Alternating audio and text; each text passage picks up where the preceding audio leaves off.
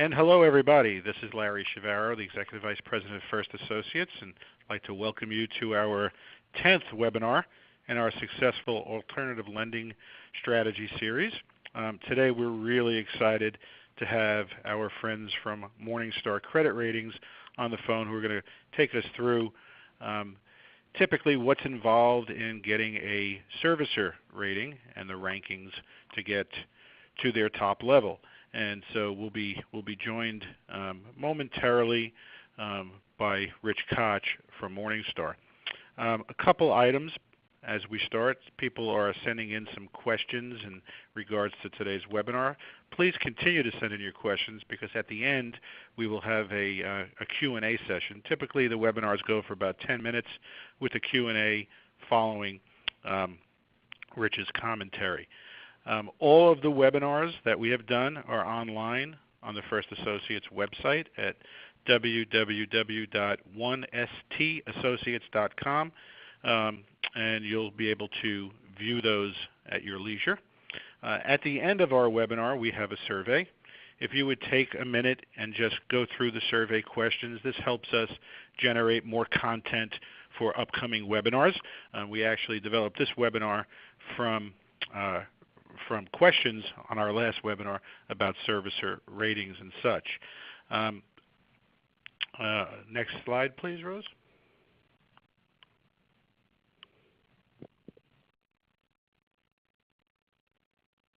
First Associates. So for those who don't know, First Associates is the largest third-party marketplace lending servicer in the United States. We work with folks and household names that you know, such as Prosper and Lending Club, Avant and Funding Circle, and probably 100 others. We were founded in 1986. We're still headquartered in San Diego, about 5 or 10 minutes from where we were founded. We provide loan and lease servicing, backup servicing, treasury services, custodial, contract verifications for about $14 billion in assets today. Next slide, please, Rose.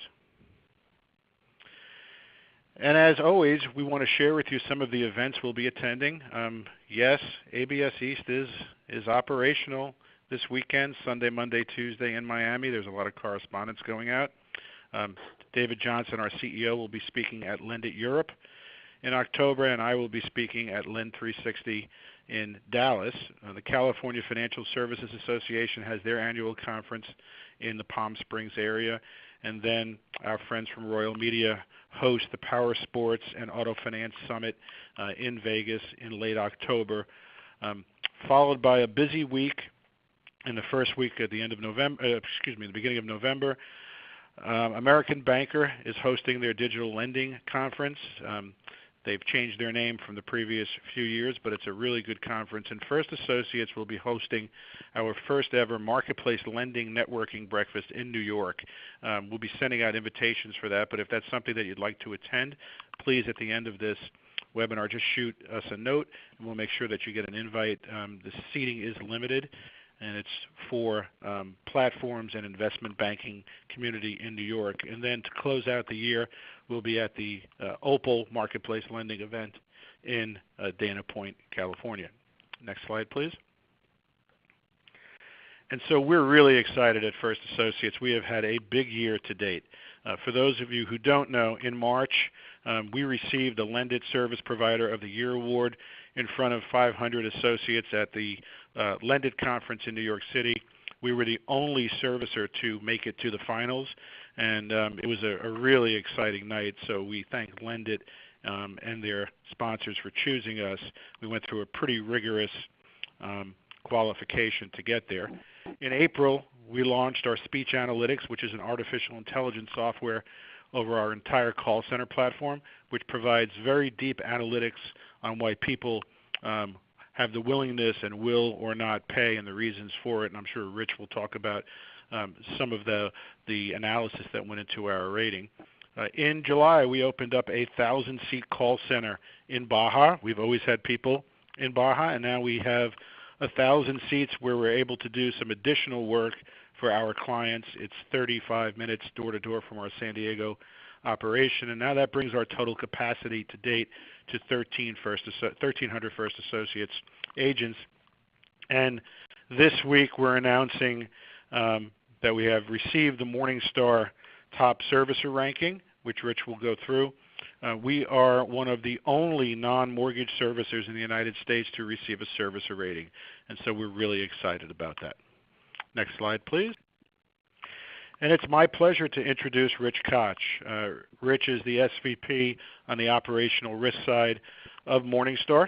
Morningstar is the top mutual fund rating company. Typically, if you buy a mutual fund, you have a Morningstar rating of 3 or 4 stars. Very exciting stuff. They've been getting very involved in the ABS and servicer ranking and rankings of ABS. We've done a few transactions with them over the years where they've come in and have provided the rating on a facility. So without further ado, Rich, why don't I turn it over to you? Great. Thank you very much, Larry. Good afternoon or good morning, everyone, depending on where you're calling in from. Morningstar's Operational Risk Assessment Group was formed 6 years ago with industry executives from another leading rating agency. We average more than 25 to 30 plus years of relevant industry experience for each one of the analysts in the group. Our operational risk analysis spans a wide variety of asset types and functions, as you can see in this slide. Next slide, Rose. There are numerous benefits to obtaining an operational risk assessment from Morningstar, of course. Our reports focus on how well a servicer or a vendor complies with relevant state and federal regulations, including applicable CFPB and OCC regulations, state licensing requirements, and well-accepted industry practices. We perform in-depth analysis of a company's overall policies and processes to determine if that company is engaging in best industry practices based on our own extensive experience as executives in the industry. Each one of us has a background in actually doing the work and managing servicing operations. We bring more than 10 years each of that experience, as well as evaluating services and vendors within a rating agency environment for 20 plus years. As part of our analysis, we often sit in a call center environment. We silently monitor customer calls to assess the level of job knowledge of customer service representatives, as well as the company's compliance with regulations and first contact resolution skills. Not only does the call center present regulatory risk, but headline risk as well, and a few hours randomly monitoring calls provides incredible insight into a company's operations. When we evaluate vendors, we collect samples of client scorecards, grading the performance of the vendor, as well as internal management reports that reflect how well the vendor is executing on key performance metrics as required in their individual service level agreements.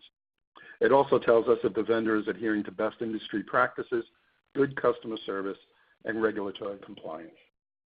Next slide, please, Rose. We assign a numerical ranking to each client on a scale of 1 to 4. You don't want to be 4. 1 is the highest ranking. And we also assign a 12-month forecast of stable, positive, or negative based on our view of the stability of the client's business or lack thereof. As everyone probably knows, First Associates received our highest ranking of 1 with a stable forecast. Every operational risk assessment has an evaluation of key risk areas applicable to that client and business line. However, there are some areas that are considered key risk and are evaluated in every engagement. I will focus on those areas this afternoon with the most criticality to give you an idea of Morningstar's approach. Next slide, Rose. Internal controls, risk management, and corporate governance can differentiate a client's ranking from a 3 all the way up to a 1. Multiple levels of quality control, internal operational audits, information technology audits, independent call monitoring and scoring, a self-risk assessment program, and an SSAE 16 report, euphemistically known as a SOC 1, are some of the risk management controls we look for. While we expect a servicer or a vendor to have an internal audit program at a minimum to achieve a score of 3, First Associates is what we consider to be very buttoned up in terms of risk management, with all of the aforementioned risk management controls in place. These enterprise-wide controls that I mentioned are indicative of a company that would receive a high ranking from us. In terms of risk management, a centralized vendor management function is important for vetting and approving third-party vendors and should include criteria for the initial approval process as well as any sort of annual recertification.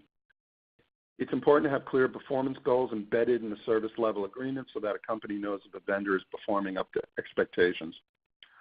Ideally, the centralized vendor management function is a hub and spoke structure administering all of the vendor due diligence and approval requirements, often with assistance from legal and compliance, while also risk rating the vendors. Operational areas and information technology provide performance feedback routinely to the central vendor management group. This hub and spoke approach to vendor management, which has been incorporated and adopted by First Associates, is the preferred structure that we look for and would be considered for a higher ranking from us. Next slide, Rose. Another important factor that we look at is a company's internal technology architecture. For instance, is it a proprietary or third-party system? Does the technology adequately service the assets under management? And does it support the necessary regulatory and compliance mechanisms that the company needs to adhere to? Perhaps most importantly, is the capacity commensurate with the size of the business and its growth goals? In other words, can the technology handle current capacity and growth goals? If the company is using a proprietary system, what project management protocols are in place? Are IT resources domestic or is software development done offshore? Is personal customer information properly safeguarded in compliance with Gramm-Leach-Bliley requirements? We also review the company's information security policies and protocols to determine if the necessary safeguards and processes are in place. We also require a full demonstration of any proprietary technology. Another area that can differentiate the rankings that a company receives is disaster recovery and business continuity. And over the many years I've been doing this, I've seen wild swings in disaster recovery and business continuity and what some companies think is satisfactory. While a business continuity plan that revolves around a cloud-based technology environment that allows employees to work from home is marginally acceptable for a 3 ranking, the ideal plan that we look for is centered on geographic mirroring. I've been saying this for years. As we saw with Katrina and now with the latest hurricanes in recent weeks, a business continuity plan that primarily focuses on employees working from home is not effective when natural disasters hit and employees must evacuate. Obviously, their priority is getting out of town, not trying to get to the nearest Starbucks to hook up to the Wi-Fi. For instance, First Associates has 2 operational platforms in California and Mexico with fully redundant operations and a co-location facility in another state. And also all of the customer accounts are stored on the vendor's software as a service platform. A long-term event that makes one platform inoperable means that the reciprocal platform can handle ongoing operations and the customer data is readily available. We also expect pandemic planning to be incorporated into the business continuity plan. And we also expect companies, let me rephrase that. We expect the companies that we evaluate to incorporate network security protocols and intrusion testing on a regular basis. Failure to properly perform password management, including password change protocols, regular access monitoring, and removal of access rights upon termination are common audit findings that we see and present unreasonable risk. Time and time again in the 20 years I've been doing that, that's a very common audit finding. All of the aforementioned elements of the technology architecture, the business continuity plan, network security, and password administration are all critical components of a Morningstar top ranking, and those are all things that First Associates had in place. Next slide, please.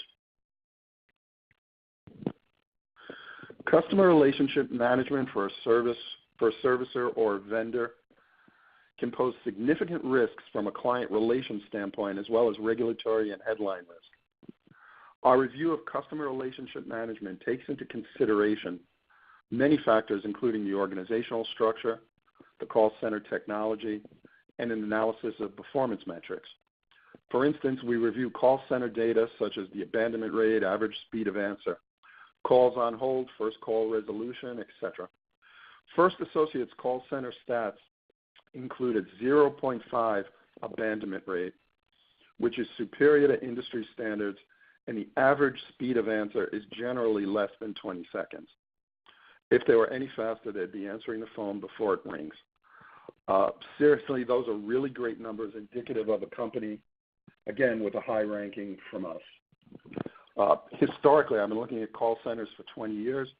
We often see high turnover in the call center industry. Certainly, over 30 to 35% is often the case. In offshore call centers, I've seen much higher rates than that. And obviously, that can be costly literally and figuratively when considering the investment made in employees and the potential cost from a regulatory standpoint. First Associates employee turnover in the call center averaged less than 1.5% during the calendar year 2016 and less than 0.5% year-to-date in 2017. Again, those are performance metrics reflective of a highly ranked company. In addition to having a business continuity advantage from mirrored platforms in California and Mexico, the call center has bilingual language capabilities, which can be important depending on your customer demographic, and tenured representatives handle calls on more complicated collateral. We like to see that. It also forms kind of an in-house career path.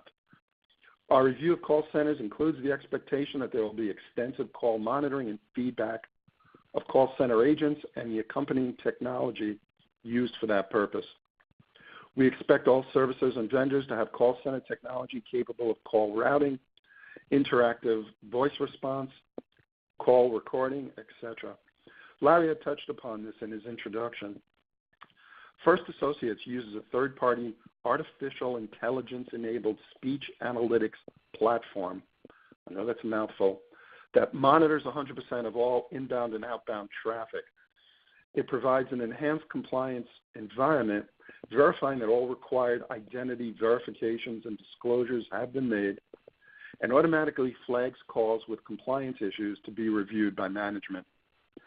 From a call quality standpoint, the system monitors the tonality and emotional state of the customer and agent during the call and graphs that out in reports.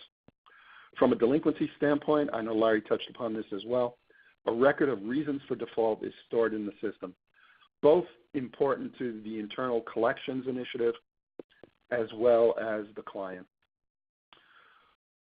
Morningstar will approach every assessment with certain expectations regarding a company's call center technology. Performance metrics and compliance capabilities are then aligned with the size of the company and its asset portfolio. In other words, we're not looking for all the bells and whistles.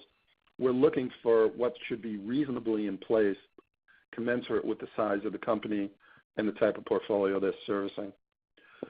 In this case, First Associates' use of technology, agent training and performance metrics, among other things, were again reflective of a higher ranked company. Last slide, Rose. As you would imagine, delinquency management is a key focus for us, analyzing the client's ability to bring delinquent assets to a performing status and mitigating losses for clients. The training programs in place, certification and annual recertification in things like the Fair Debt Collection Practices Act and the Service Members Civil Relief Act is a must for a higher ranking. We analyze a variety of metrics in the delinquency management phase, including cure rates, roll rate migration rates, right party contact rates, and promise to pay success rates. For example, First Associates reported a 99% right party call rate. Again, that's reflective of a high performer. We review delinquent notices and timelines for compliance with investor and regulatory guidelines, and communication with third-party vendors such as attorneys, repossession vendors, and auction houses. We look at the accompanying policies and procedures for managing these relationships, similar to what I had earlier mentioned about the centralized vendor performance mechanism to make sure that they're managing their vendors effectively, and those vendors are performing up to the service level agreement.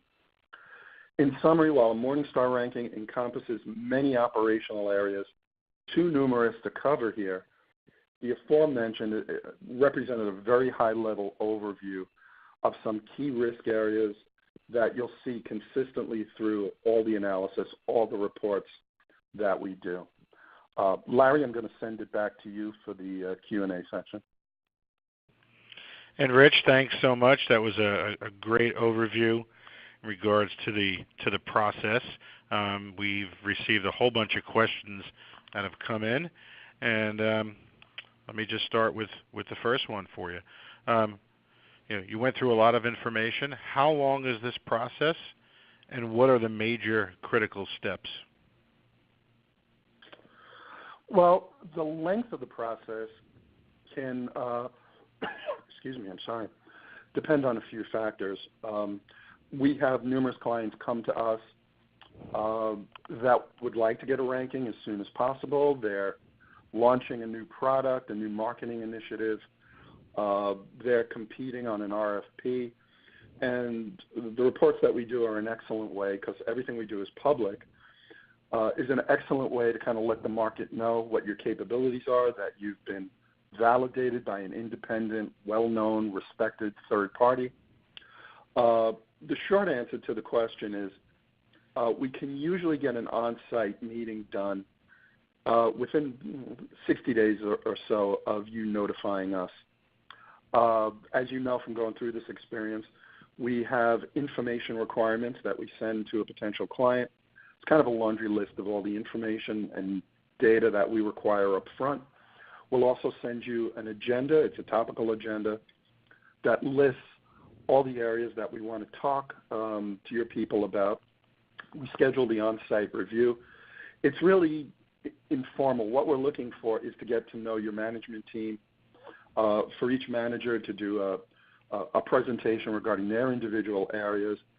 And then we do kind of a deep dive. I'll ask questions. We'll dig down to get the information that we need to understand the company's business strategy, accomplishments, future business strategy, as well as all the things that I covered today. Within about 30 days of that, we will go to committee. We will give you a ranking and a draft press release. You have an opportunity to review that. Then we publish that. It gets posted on our website, and you can distribute it how you deem necessary for marketing purposes. I believe on the First Associates website, because you got our highest ranking, you have the seal that we provide that you can advertise that you've got the highest ranking from us. Then usually within a 30-day period after that, you'll get a draft of the full report. Everything we send you gives you an opportunity to first review it before we publish to see if there's any confidential data or information in the report. We don't want to put you at an advantage. We work with the clients. Similar to the press release, the final report is published on our website, and you receive a copy of it to distribute as you please. Great. Thank you for that. Next question comes in. It says, I am an originator/servicer of our own loans, and we don't have an SSAE 16. Would that knock us out from doing a servicer rating review? No, it wouldn't, because if you're an originator-servicer, you're probably not going to be considered as a vendor.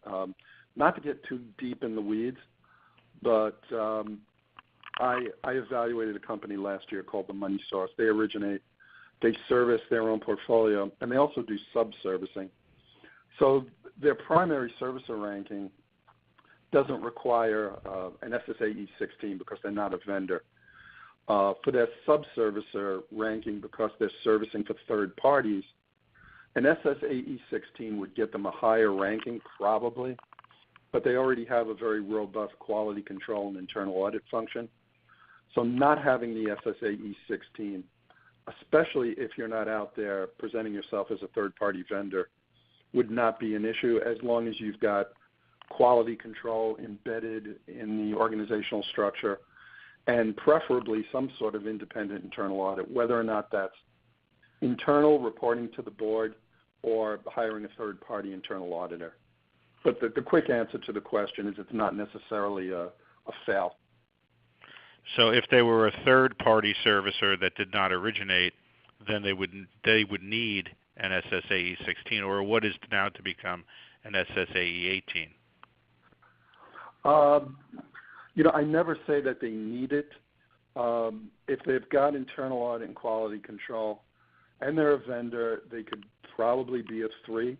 Having an SSAE 16 as a vendor would get them up the scale. It would probably, if everything else was in place, would probably get them a somewhat higher ranking. Got it. Question came in, will the slides be available? Yes, we will send out the slides to everybody that that is on the webinar today. And will the first associates report be available? Yes, and so it's available on Morningstar's website. If you shoot us a quick note, we can send you a nice PDF. And our clients will be receiving this week a letter from us with a little gift and a nice PDF version of the report. So look out for that. We've gotten 3 questions that have come in. What is the approximate cost to do this? And I would just qualify that, Rich, and say I don't think you need to drill down into details, but maybe how the cost or the fee schedule is structured may be a better way. Okay. What I can say that is that it's incredibly reasonable for the work product that you get. However, due to SEC regulations, as an analyst, I'm not allowed to quote the exact fee. If somebody would like to get in touch with me, I can refer you to someone in our business development area that would be able to give you exact pricing, depending on the type of ranking and the number of rankings you might be looking for. There's a discount for more than one ranking is what I'm saying. But I'm happy to refer that to the proper person if you'd like. And then the last question that I have as we're coming to an end here is how big is the risk assessment program at Morningstar?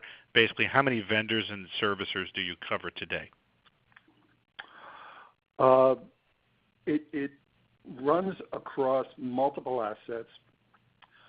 Today I spoke about residential servicers, vendors, consumer finance servicers, and a whole list of different types of clients we have on an earlier slide. We also have another segment of our group that does strictly commercial mortgage-backed securities, servicers, that is. The short answer to the question is we've got about 45 clients and I think close to about 90 rankings. Obviously, clients can have more than one ranking across multiple service types and asset types. Okay. Well, that will conclude our webinar. Rich, thank you very much for the incredible insight that you provided today. Folks listening in, we thank you for taking some time out of your busy schedule to listen. And again, all of the webinars are on our website. We'll be sending out the slides. And again, if you would do us a real big favor and just take a minute or so and answer the survey questions, that will help us for upcoming webinars. And look forward to communicating with you folks and our next webinar. Have a great day. Thank you very much.